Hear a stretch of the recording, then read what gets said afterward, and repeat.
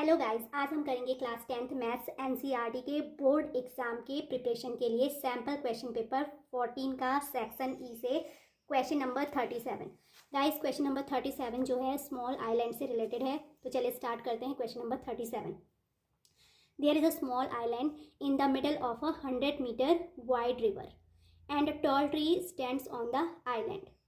2 points P and Q are directly opposite to each other on the banks and points and tree are in a line. Suppose the angles of elevation of the top of the tree from P and Q are respectively 30 degree and 45 degree. On the basis of above information, answer the following question. तो first में इस question के according क्या करूँगी, एक diagram ready करेंगे हम लोग। ओके, तो यहाँ पर क्या गिवन है, एक स्मॉल आइलैंड है जो कि मिडल में है कि 100 मीटर वाइड रिवर के। तो सपोज कीजिए कि जो ये हमारी रिवर है पी क्यू, ये 100 मीटर वाइड है यानी 100 मीटर चौड़ी है। तो इसके कहीं मिडल में क्या है, एक AO, एक क्या है, ट्री है, tall tree. 2 points P and Q are directly opposite to each other on the bank. अब नदी के किनारों पर P और Q 2 पॉइंट्स हैं जो कि एक दूसरे के क्या हैं, डायरेक्टली अपोजिट हैं.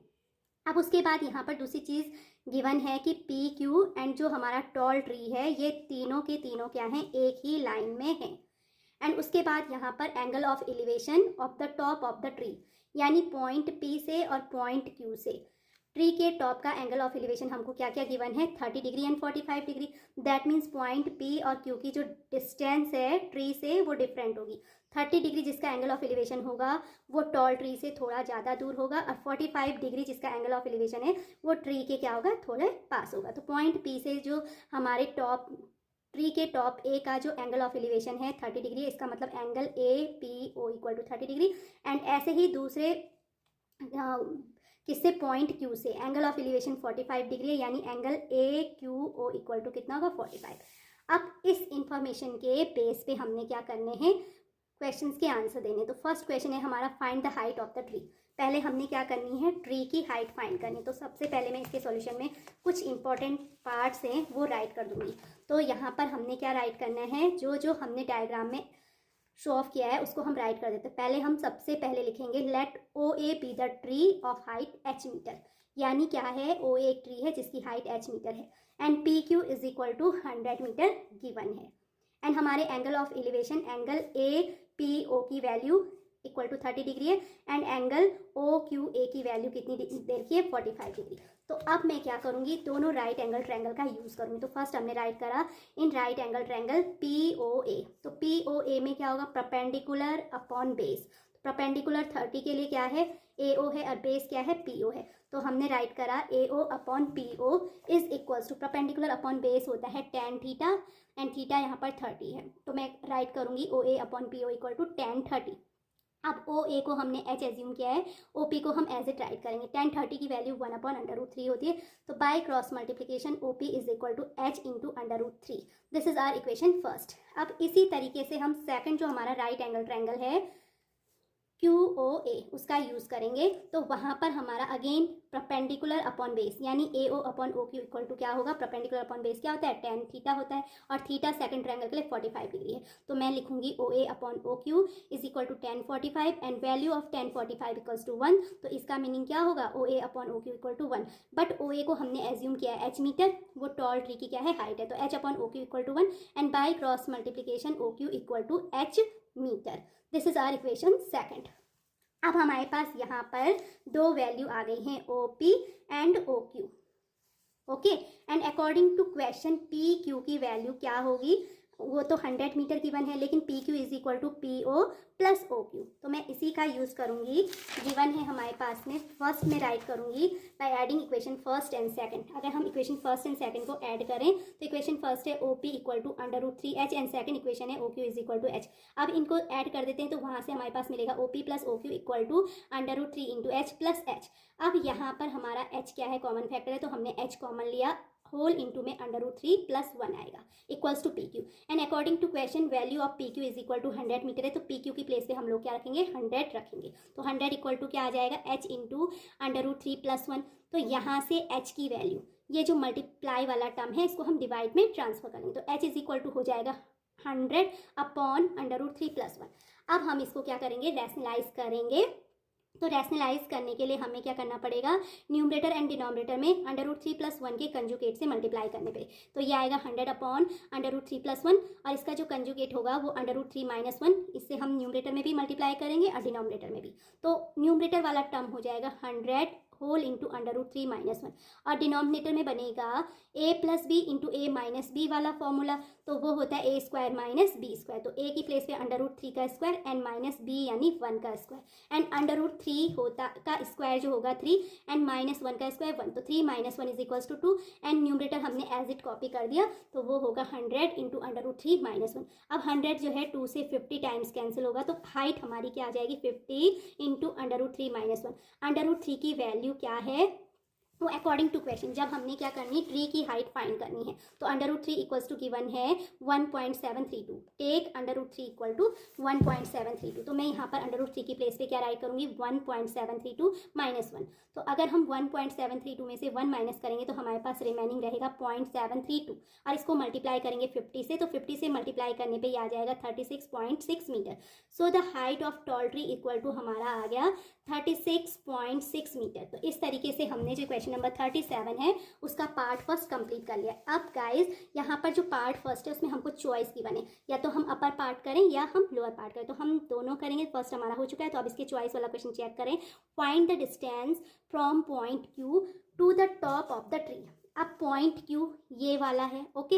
अब यहाँ से हमने डिस्टेंस फाइंड करनी है to the top of the tree. तो टॉप ऑफ द ट्री क्या है, A है। तो दैट मीन्स हमें फाइंड करना है AQ की लेंथ। AQ की लेंथ फाइंड करनी है। तो इसके लिए हम क्या करेंगे, अगेन हम यूज़ करेंगे ट्रायंगल AOQ। तो अब हमें क्या फाइंड करना है, यहाँ पे हम H ऑलरेडी फाइंड कर चुके हैं। अब AQ फाइंड करना है। तो non side upon unknown, okay. और इसके लिए जो ये AO है परपेंडिकुलर है, AQ क्या है, हाइपोटेन्यूस है। तो हम राइट करेंगे in triangle, right angle triangle AOQ। AO upon AQ is equal to perpendicular upon hypotenuse sine theta होता है और थीटा की वैल्यू 45 है।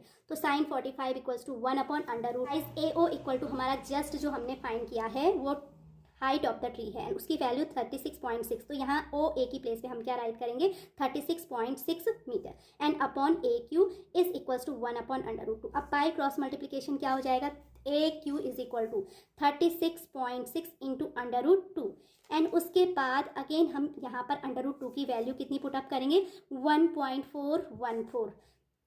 Then AQ is equals to होगा 36.6 टाइम्स 1.414 और इन दोनों को मल्टीप्लाई करने पे हमारा जो फाइनल रिजल्ट आएगा 51.75। तो इस तरीके से हमने क्या कर ली, पॉइंट Q से जो ट्री है उसके टॉप तक की डिस्टेंस यानी AQ फाइंड कर ली। अब हम करेंगे अपना जो है क्वेश्चन नंबर 37 है उसका सेकंड पार्ट। तो सेकंड पार्ट में हमें क्या है, if the elevation of the sun is 60 degree then find the length of shadow of the tree. अब यहाँ पर हमें क्या देखा है, जो elevation of the sun is 60 degree है, देन हमें क्या फाइंड करनी, जो ट्री है उसकी शैडो की जो लेंथ होगी वो फाइंड करनी है। तो सपोज जो ये हमारा सेकंड पार्ट है क्वेश्चन का, इस सेकंड पार्ट में फर्स्ट हम राइट करेंगे कि AO क्या है, ट्री है सपोज, ओके। ये ट्री है हमारा, okay. Let AO be the tree and OC क्या है, जो ट्री है उसकी शैडो है। तो इस कंडीशन में हमें क्या फाइंड करनी है, length of the shadow of the tree. तो यानी OC ही फाइंड करना है। अब अकॉर्डिंग टू क्वेश्चन जो एंगल ऑफ एलिवेशन है सन का वो 60 डिग्री है, यानी ये वाला एंगल ACOB कितना डिग्री होगा, 60 डिग्री। तो इस कंडीशन में अगेन क्योंकि ये हमारा राइट एंगल ट्रायंगल ही होगा, तो इन ट्रायंगल AOC यहाँ पर परपेंडिकुलर गिवन है, वो ऑलरेडी हम फाइंड आउट कर चुके हैं 36.6 है और हमें OC फाइंड करना है। तो नॉन अपॉन अननोन। अब ये 60 के लिए परपेंडिकुलर और ये क्या है, बेस है। तो perpendicular upon base is equal to होता है tan थीटा। थीटा यहाँ पर 60 है, तो मैं राइट करूँगी AO upon CO equal to tan 60 and value of tan 60 is equal to √3। AO height of the tree है, तो यहाँ पर हम लोग राइट कर सकते हैं 36.6 अपॉन OC। अब by cross multiplication √3 into OC is equal to 36.6 metre हो जाएगा एंड हमको क्या फाइंड करना है, CO। तो CO is equal to 36.6 whole upon √3। अब ये √3 वाला टर्म है यानी इरेशनल नंबर है, तो इसको मुझे क्या करना पड़ेगा, रैशनलाइज करना पड़ेगा। रैशनलाइज करने के लिए हम लोग क्या करेंगे, न्यूमरेटर और डिनोमिनेटर में अगेन √3 से मल्टीप्लाई करेंगे। तो 36.6 अपॉन √3 एज इट राइट करा, न्यूमरेटर में भी √3 से एंड डिनोमिनेटर में भी √3 से मल्टीप्लाई किया।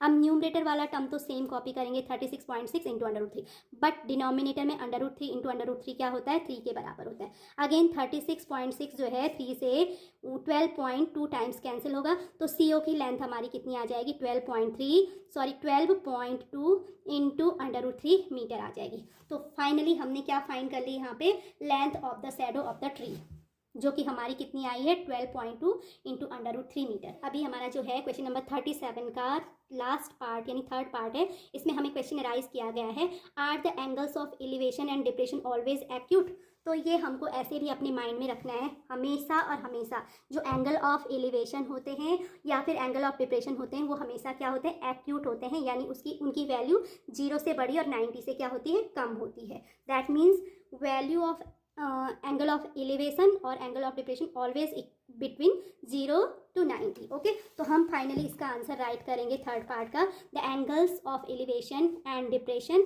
Are always acute angle. ये दोनों एंगल हमेशा क्या होते हैं, एक्यूट एंगल होते हैं। That is they lie between, वो हमेशा लाई करते हैं 0 and 90 डिग्री के बीच। ओके, तो आई होप गाइज आपको क्वेश्चन नंबर 37 भी अच्छे से क्लियर हो गया होगा। अगर आपको मेरी ये वीडियो अच्छी लगे तो please like share and subscribe it and thanks for watching again.